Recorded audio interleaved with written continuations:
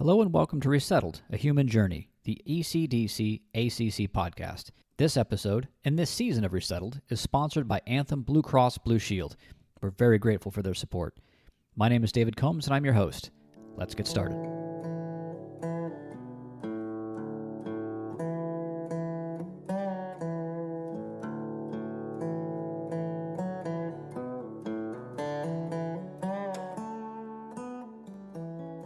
Today, we're going to be speaking with Bianca Wise, the owner and president of Home Helpers Home Care in Baltimore, Maryland. Bianca was born and raised in Baltimore in one of the toughest neighborhoods in the city.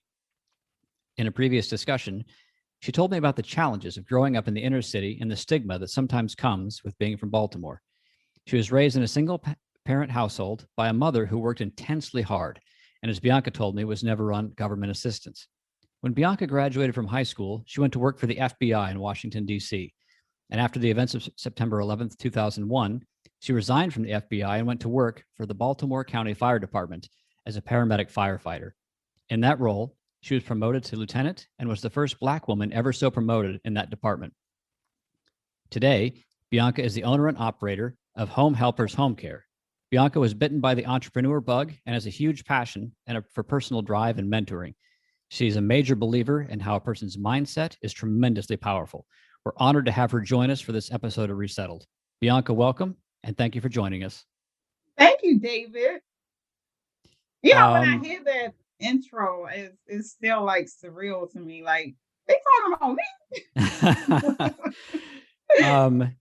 I often feel similarly when people introduce me in place, and I'm like, I'm just David. Just right. Like, who is that? What?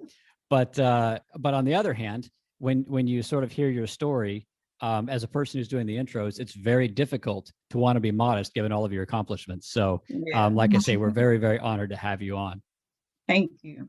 Of course. So, so you have, as I just said, a remarkable background, and you mentioned in a previous discussion that you and I had that you grew up in a tough neighborhood in Baltimore.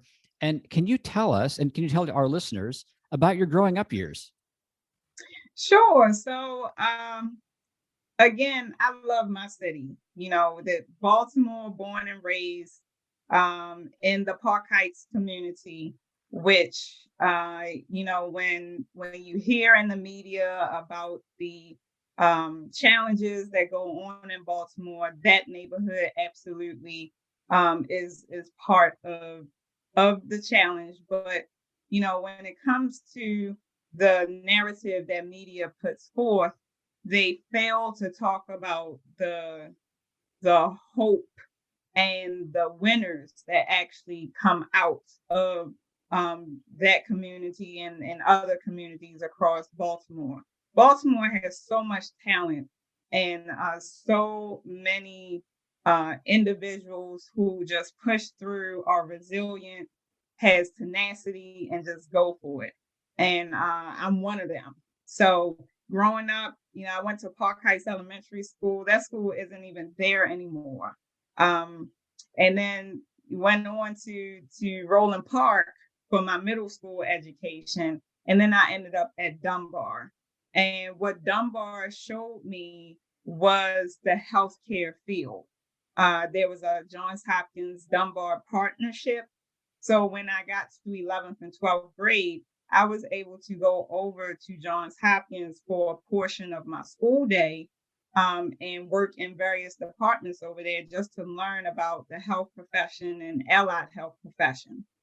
And that was pretty much, and growing up, we, at least for me, I didn't feel fear in my neighborhood. We were a very close-knit neighborhood. The neighbors watched out for all of us little kids. We knew that we couldn't act up because the neighbor up the street was going to tell my mother or my auntie that lived around the corner. So we better not, be out here acting up. Again, grew up single parent household. My mom went to work every day, Monday through Friday. She commuted down to Washington, D.C. to the FBI building for 25 years. And so just watching her get up every morning, 4 a.m., She would get dressed in her nice suits and get her briefcase and go marching out the door. And I always said, man, I want to be like a professional, woman like her. And then the days that she would take me to work with her, that was like Christmas Day for me. Like I would get up too and put my Sunday best on and would go out the door with my mommy and ride down to DC and spend the day with her at her workplace. And so I think, that's what it really comes back to, having that support system and that network during those influential stages and ages that kind of gave us that hope that we can go beyond what our neighborhood says or what the statistics says and do great things. Can you so you said something there that was really interesting and sort of struck home for me. You talked about sort of the narrative, and you talked a little bit about the stories that maybe the media doesn't tell about Baltimore.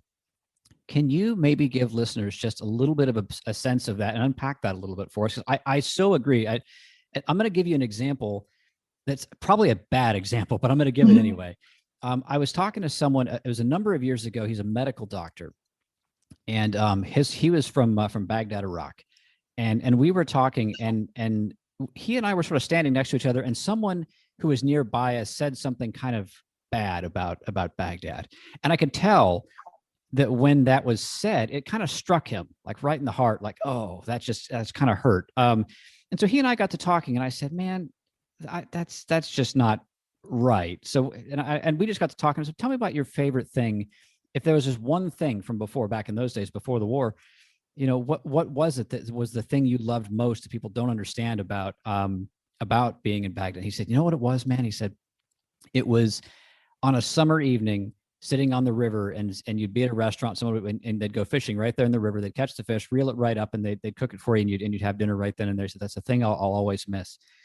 And those were like the little stories I think about Baghdad in that case that people don't talk about, and that's a thing that probably most folks wouldn't think about, but they Exactly. ought to.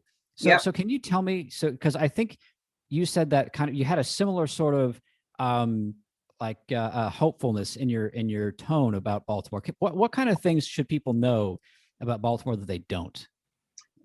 Uh, we're a hometown. I mean, so let's start with uh the sports side, right? So we have the Ravens, we have the Orioles, and that really does bring community together. And for on those days of baseball games and football games, we forget differences. We don't care about religion or political affiliation or race. Those stadiums are packed and everybody is enjoying themselves. And then Baltimore also has a culture about it that you cannot find anywhere else. The way we talk, um, we have a huge creative community here with Micah, um, but the culture and creativity that we just set as a trend, you can't find it anywhere else. Th- our food, our music, Baltimore club music is something that you either love it or you hate it. But the people in Baltimore love it, and we're usually the only people that can dance to it as well because it's so, upbeat with a fast tempo. But and then it's the success stories that do come out of here. So if you research extremely successful people who have came out of Baltimore, you get some heavy hitters, and all across all type of industries, whether it's entertainment, business, education. There's been some very prestigious and affluent people in this area. Uh, we have the Natty Bow. We have the little girl on the Utz chips. I don't, does she have a name? Do you know the Oh girl on the gosh, I don't. Utz? I should. Right. But they are like our staples. So you'll see them. I don't know if they're a couple or not, but they look cute together, Natty Bow and the Utz girl. And that's just what I love about it. And when I go places, I've traveled out of the country, in the country, people will say, "Where are you from?" Because I hear something with your accent. When I say Baltimore, they're like, "I knew it. I knew it was Baltimore." Well, you noticed you said there that there's some heavy hitters that have come out of Baltimore, and I think as people listen to this podcast, they're going to realize that you're probably one of them, Oh, and are very much the kind of person and the kind of role model that anyone who's listening to this will gain a lot from hearing your perspective and insight. oh, thank you. Um, so again, so okay, so I digressed a little bit there. So anyway, so bringing it back to and what's funny about these podcasts is that you can have a script all you want, and the conversation tends to take its Go, yep. course the way it is, and that always makes it more pleasant and more fun. But okay, so you were a paramedic firefighter after 9/11. Can you talk a little bit about how you came? So, like I said in the intro, you were at the FBI, you left, and you became a paramedic firefighter. How did you decide to do that, and what was it? What did it mean to you to leave the FBI and go to do that? Well, the full backstory of that is, so once I left Dunbar, I had this idea that I wanted to uh, pursue a career in health. Wasn't really sure what it was going to be. Kind of played around with being a nurse. Uh, Even at one point, I researched becoming a virologist to study viruses. So we all know what's been happening right now. And I'm like, dang, if I really would have followed that path, I could have been a Dr. Fauci of the world. But so but then after I came out of high school, my mom, she was on it. She's like, look, you either going to college or you going to work. And for me at that time, I said, well, just let me try the work thing. Like, I got through my 12 years of school. Let me take a break. I didn't go straight on to college from high school. And because my mom had worked for the FBI for so long, um, the relationship was, I was able to get an entry level position at the FBI as a stenographer and administrative assistant. So that opened me up to a whole world of experience at a very, very early age of 19. And but even at 19, I still didn't feel like I was doing what I wanted to. So I ended up becoming a CNA, certified nurse assistant, and part-time I would go and work at an assisted living, taking care of elderly people. And I was like, okay, it's something really to this. I like taking care of people. I like helping people. And that was like my part-time gig. And then 9/11 happened. And I still remember that day vividly. I remember what I had on that day. I remember the fear and anxiety that went on that day. Were you in And downtown Washington, like when yes, everything was happening? Oh my. yes, like in the midst of it. Um, and I actually remember the phone call that came down from the New York field office after the first plane hit the Trade Center.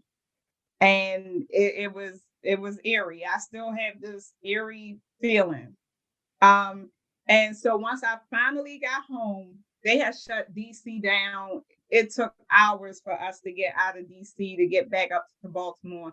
And when I finally got home, the towers behind me, uh, ironically, the picture behind me fell. Both of them had fell by the time I got home.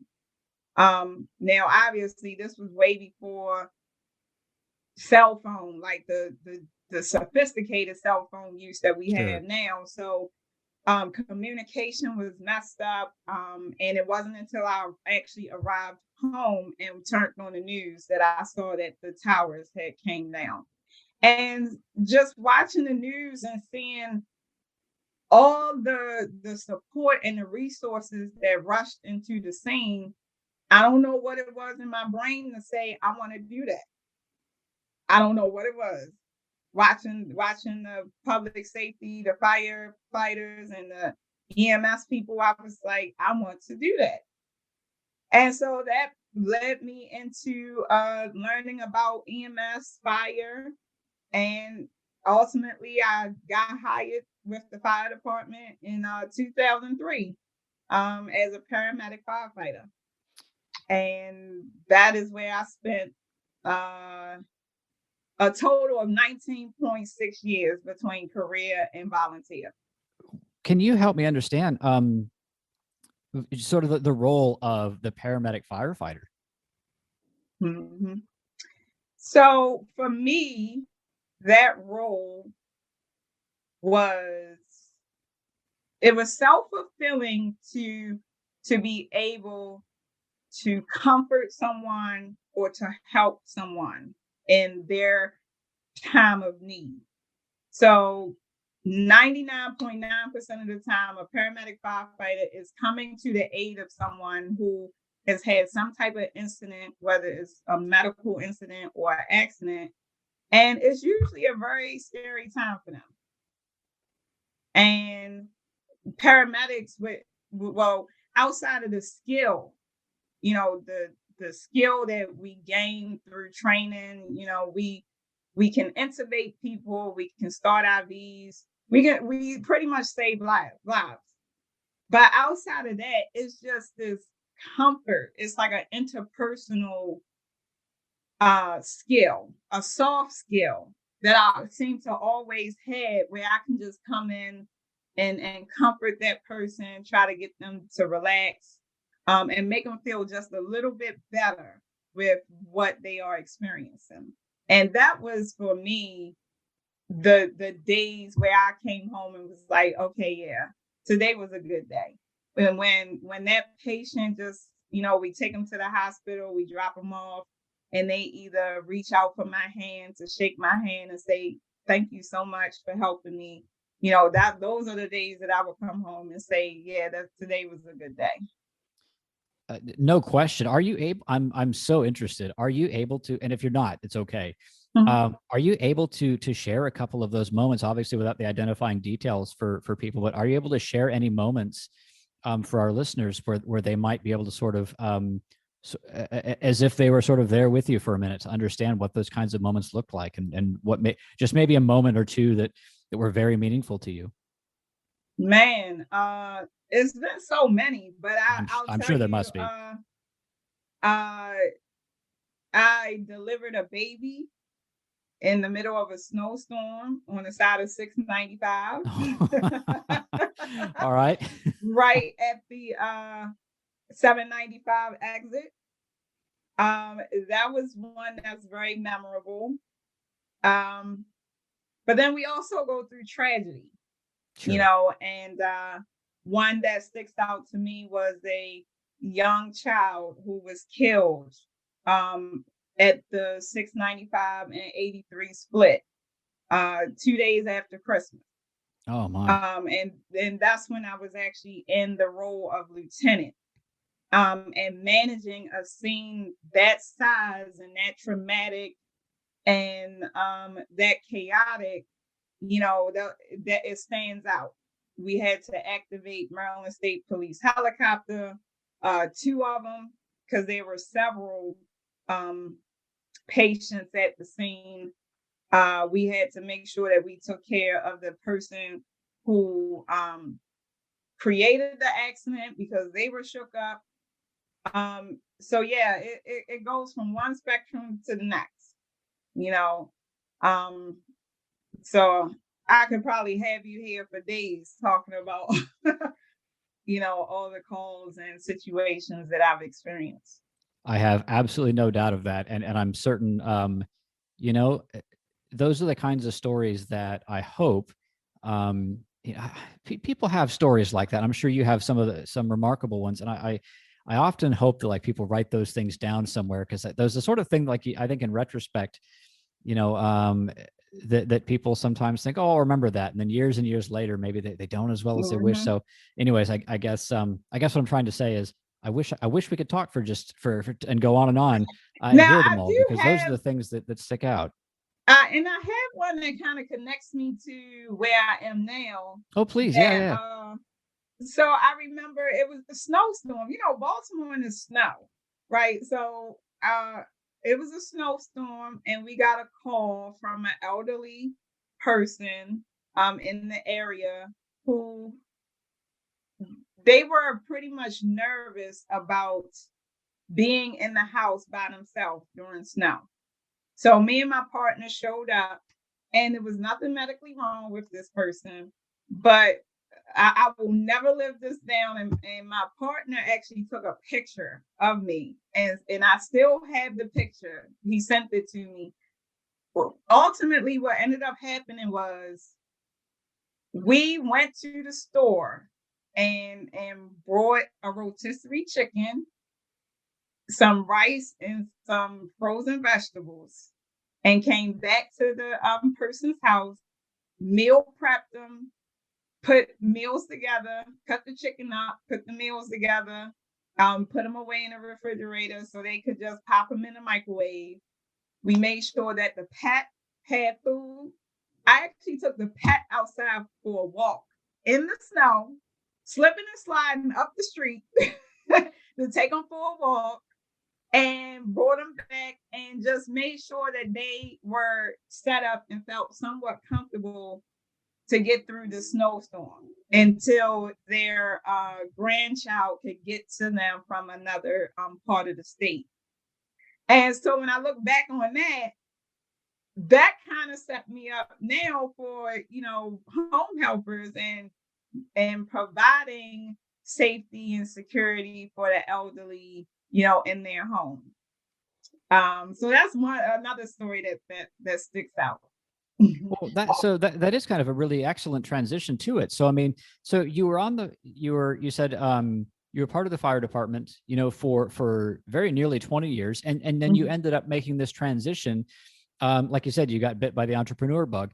So what was it that that sort of called you out of being within the fire department to operating your own organization? I mean, that is a big shift. I imagine there must be something in your heart, like when you try to do that, oh my, that's a bit of a risk. You must feel that right in your soul a bit. Can you talk about that change and what drove you to it?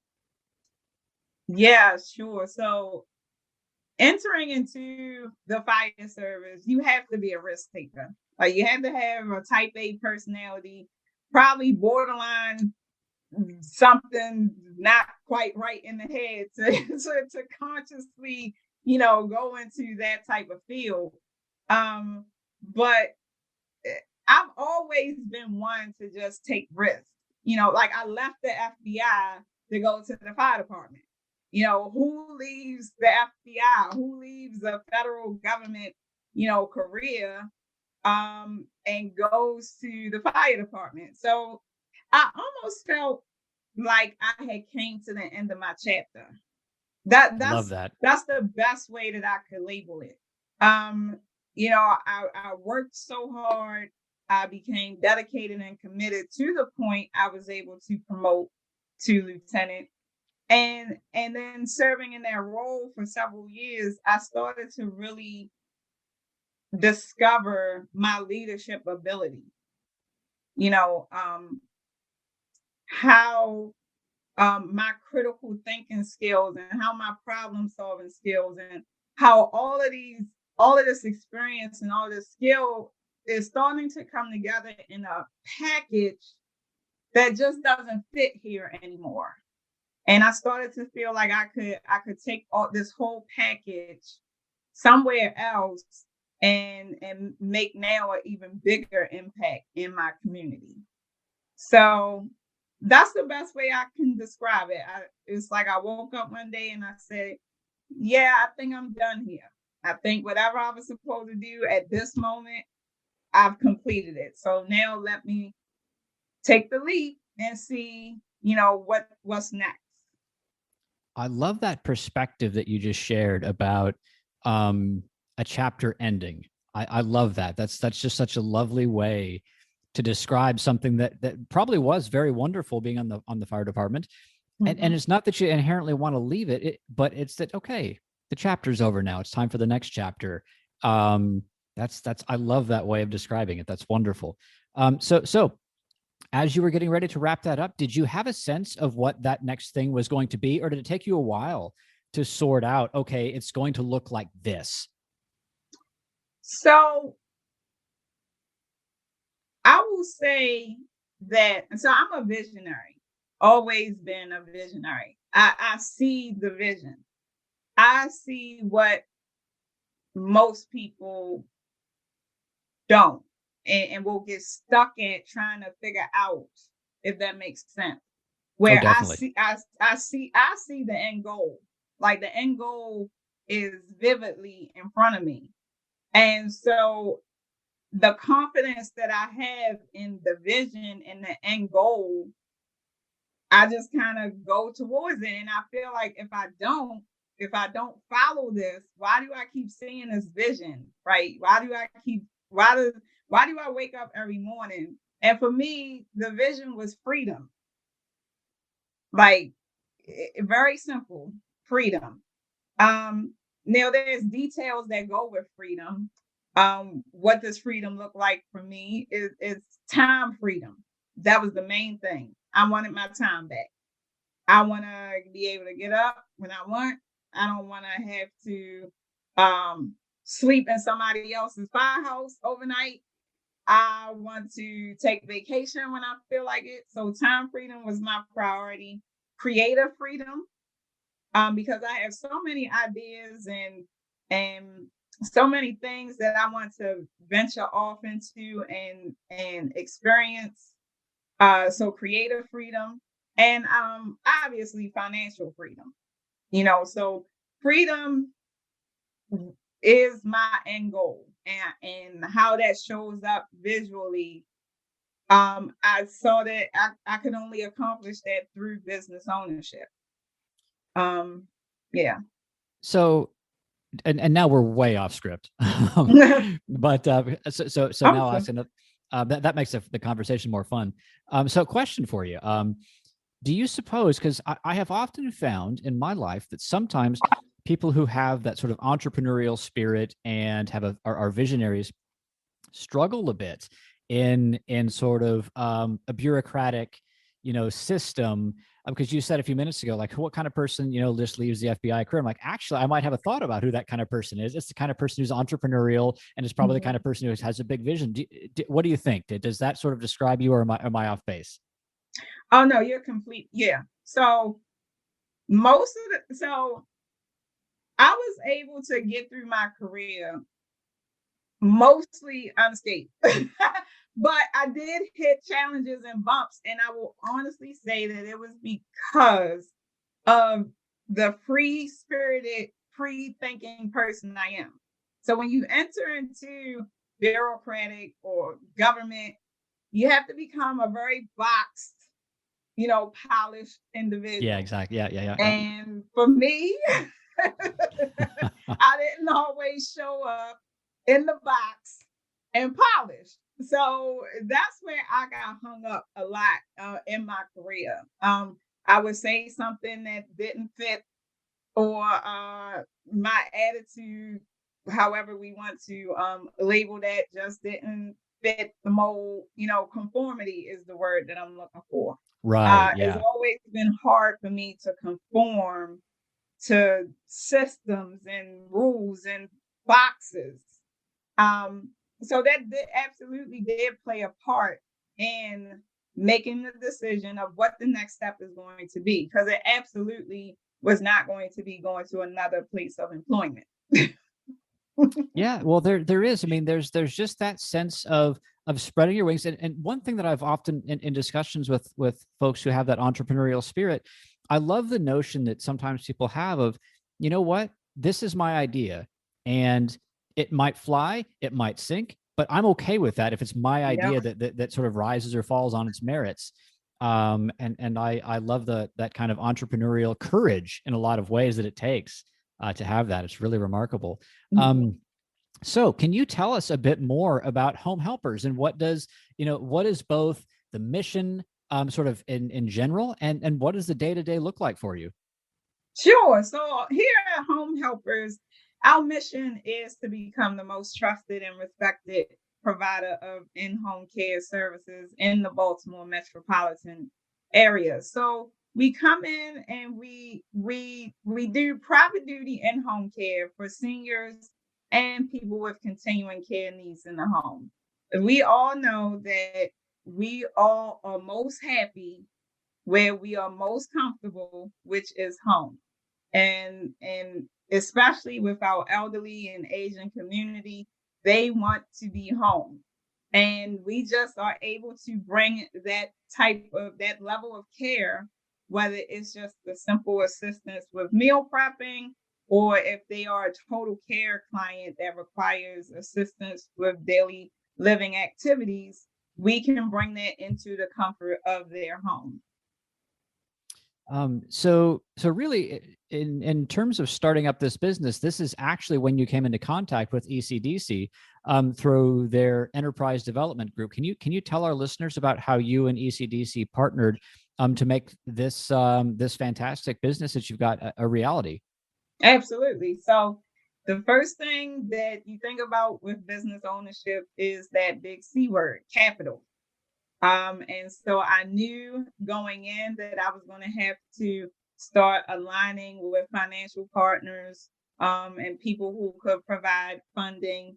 Even though the business is about 90% self-funded, I still needed to reach out to create partnerships for operational funds and things of that nature. So a friend of mine who is big in the Baltimore community in the Chamber of Commerce, um, actually referred me over to Enterprise Development Group for their micro loan program, where they do fund startups and small businesses to get you up and going.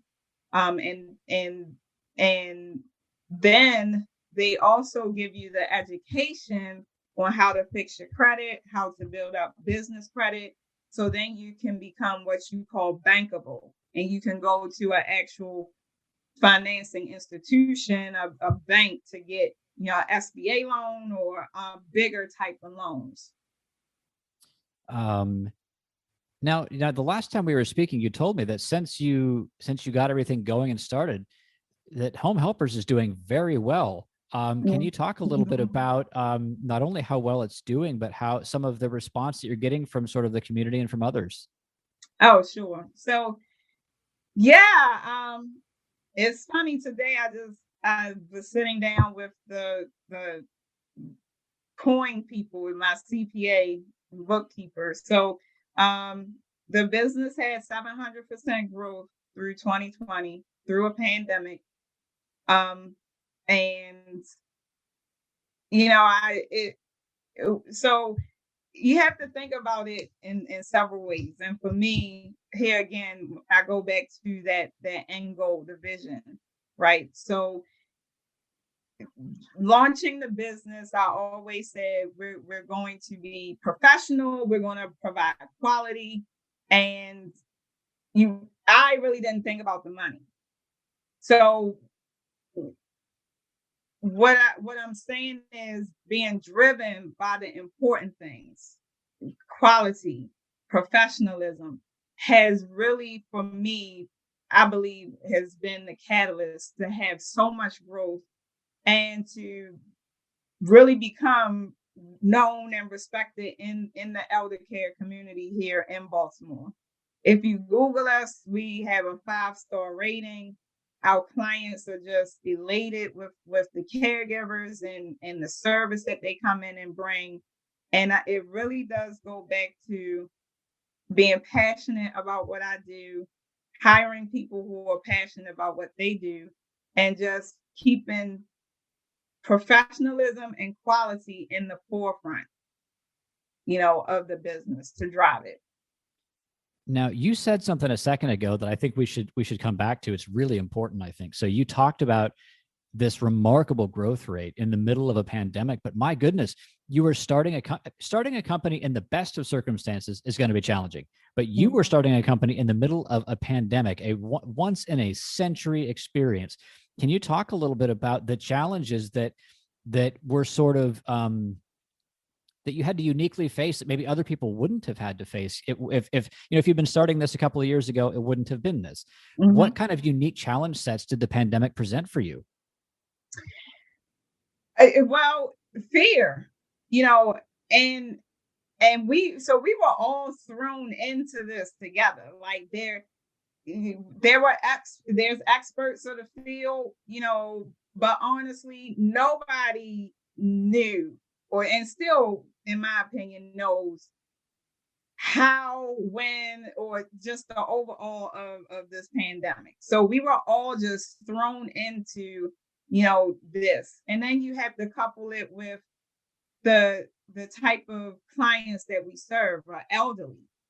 And a lot of our clients are already alone, um, are in what we call vulnerable situations. And then it becomes okay, we have this pandemic, people are walking around with this virus. Should I allow a caregiver to come into my house? But if I don't have the caregiver come, who is going to be here to help me? Because I can't totally help myself. So the biggest challenge in the beginning for me was sitting down with our clients and actually having a discussion, because a lot of them called the cancel service. There were a few families that called the cancel service. Everybody, again, fear. But just having those hard conversations to say, okay, we understand, we're working through it. We're getting updated through the Department of Health, the CDC. We're trying to stay ahead of information. We completely understand that you're fearful, but what is your alternative if you stop having your caregiver come in here to help you?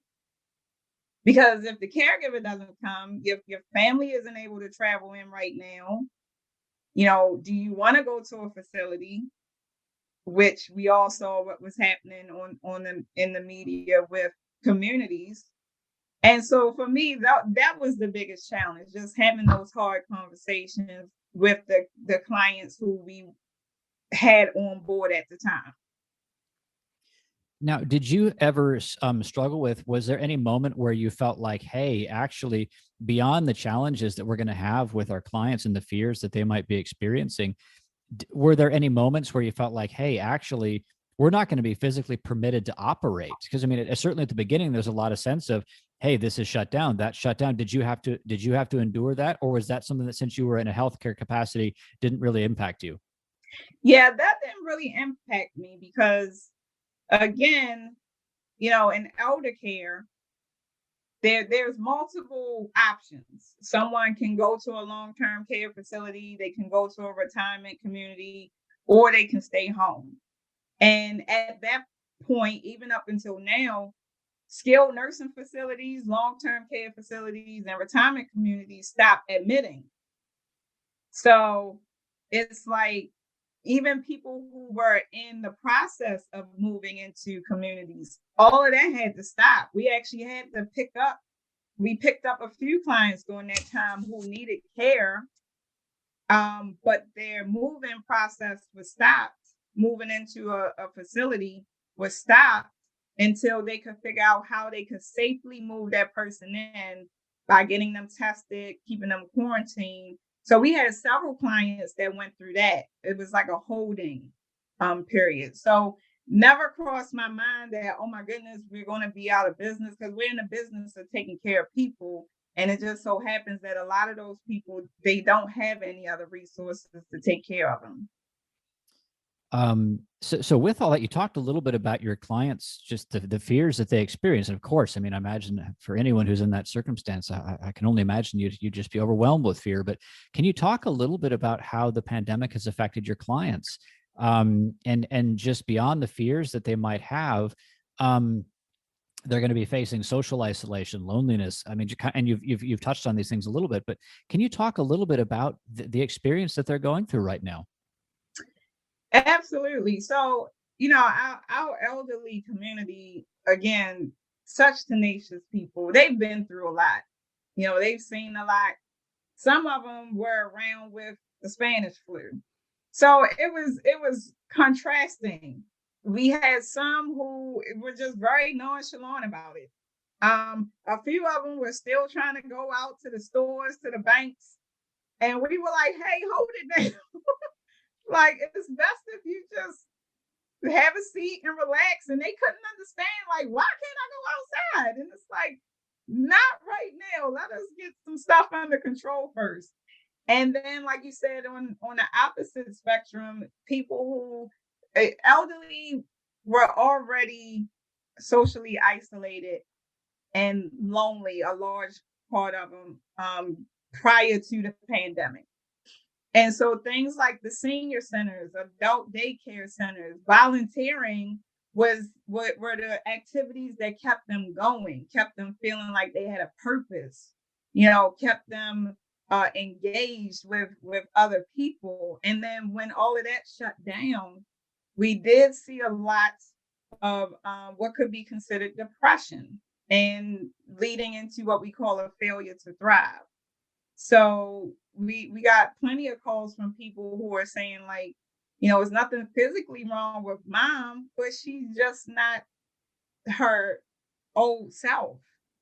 And that's because it's that loss of belonging. If you've been going to the senior center and seeing your friends, 3 days a week for the last 3 years, and then that just came to a stop immediate overnight. Now what? Now what happens?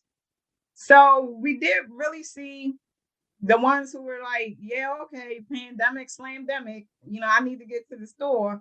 And then the other ones who really took a toll emotionally and, had to figure out how to keep them engaged, puzzles. What else can we do to enrich your life? Online classes, um, online Zoom calls with your children, your grandchildren, things like that.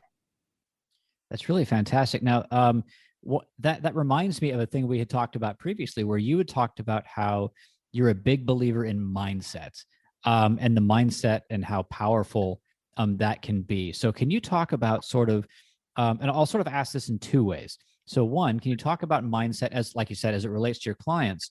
But then once we talk about that, I want to try to remember to talk about sort of mindset advice for people who are thinking about starting their own business. So maybe we'll talk about clients first. And we'll talk a little bit about mindset for business. Mhm. Okay. So, when you say mindset of clients, you mean the actual client or? Sure. So I'm thinking about, like you said, like finding ways to keep them working. You're talking to family. How do you find ways to try to like help them with their mindset as they're going through these things? And maybe that is kind of just what you were talking about, how get Zoom calls and different activities. But is there anything in particular that you think of to help with their mindset in particular? Oh, absolutely. And so here we do encourage our caregivers to find out the most they can about, what the client likes to do, what they used to do, what type of professional background did they have, and try to curtail the day around activities that will get them engaged. We've had everything from people who were bidwists, card players. I had never heard of it until we started the client, and that was joy for them. So they actually ended up teaching the caregiver how to play bidwists. Piano players, uh, a violinist, a ballerina. Uh, our clients have some amazing background stories. So we encourage the caregiver to get in there and find out what are those things that make them tick, that make them glow, put the smile on their face when they start talking about it, and then they won't stop. You know, a few of our clients really into cars. So one of our caregivers actually went out and purchased um the sets where you put the cars together. And that was something very creative and something meaningful for that client. He really enjoyed that time with that caregiver. So just and honestly, elderly for the most part are storytellers. They love to tell their stories and they will tell them over and over again. And we tell our caregivers that you sit and you listen attentively every time they tell you that story.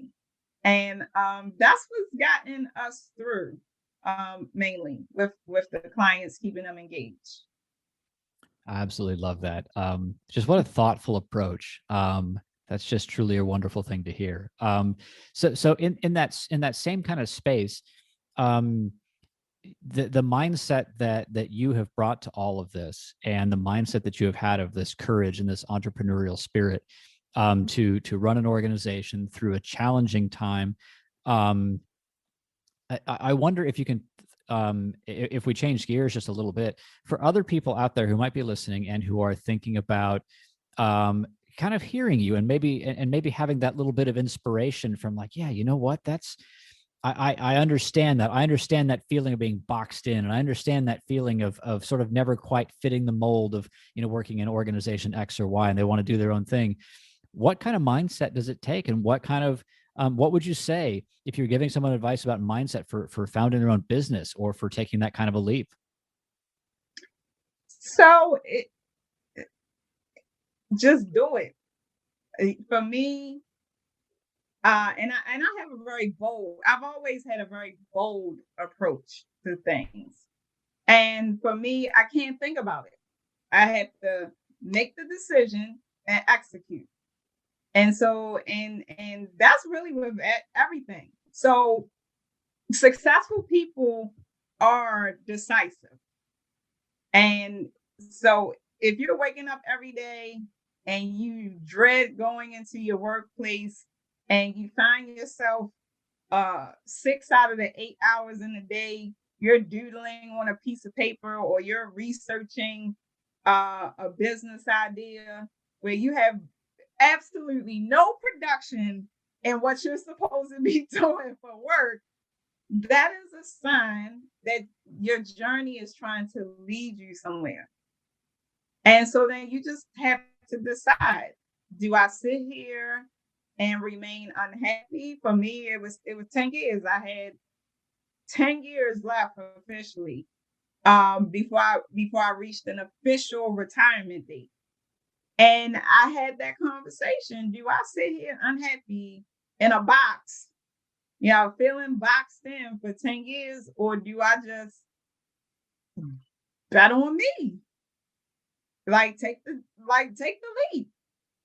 Um, and then gathering all your background, just think about everything that you've learned. All the skills that you have applied to that position. Uh, what you've done, classes that you've taken, people you've met. Like, just sit there and just put it all together. When I did that, I looked at it and I was like, if I can make it here, I can make it anywhere. So that's my one word: decisiveness. Decide and then commit and just go for it. I love that point you made about, betting on you.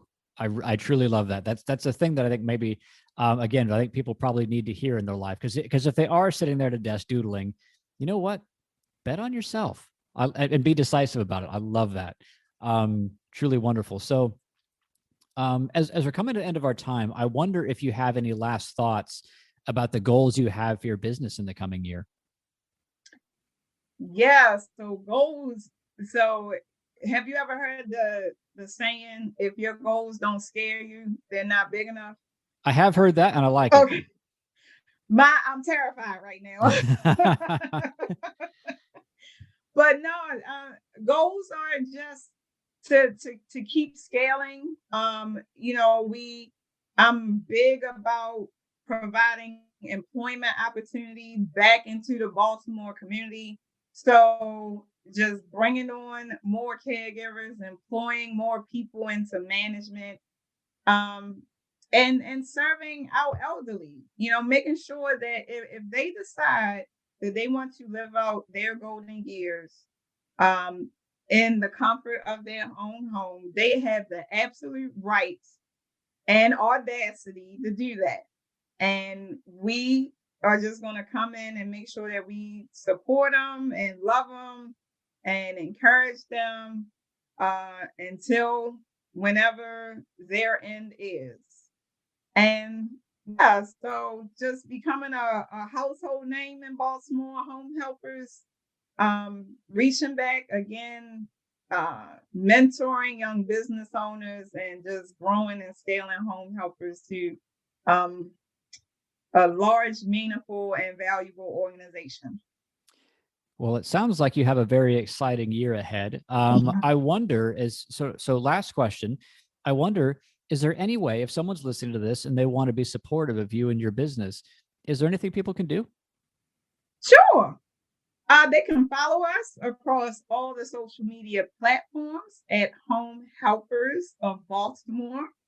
And that is on Facebook. We are Home Helpers Baltimore on Instagram, also on LinkedIn. You can find us on LinkedIn. Um, they can go to our website as well, which is www.homehomecare.com/NW hyphen Baltimore and find us that way as well. Well, very much encourage anyone who might be listening to do exactly that. Well, with that, Bianca, this has been a wonderful conversation, and it has been an honor to speak with you. Thank you so much for joining us. Thank you, David. I had a good old time. This was a lovely way to spend some time. I did too. Yeah. Okay. To all of our listeners, thank you so much.